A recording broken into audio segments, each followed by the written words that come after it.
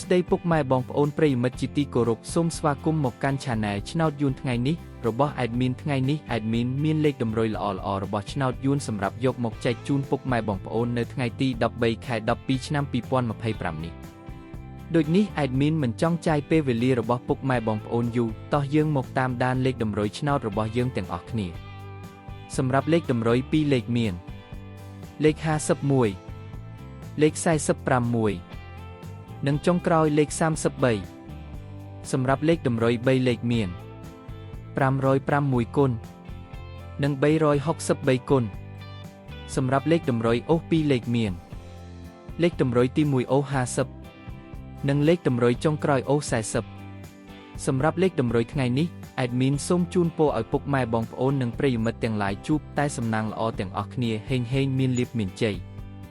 ជាចុងក្រោយសូមកុំភ្លេចជួយចុច Subscribe និង Comment ហើយដាក់សញ្ញារូបកណ្ដឹងដើម្បីជាការផ្ដល់កម្លាំងចិត្តមកកាន់ Admin ជាពិសេសងាយស្រួលតាមដានវីដេអូថ្មីៗនិងលេខតម្រុយល្អៗជាប្រចាំថ្ងៃជាមួយ Admin សូមគោរពលាពុកម៉ែបងប្អូនពី Admin ឆ្នោតយួនថ្ងៃនេះសូមសំណាងល្អទាំងអស់គ្នាសូមអរគុណ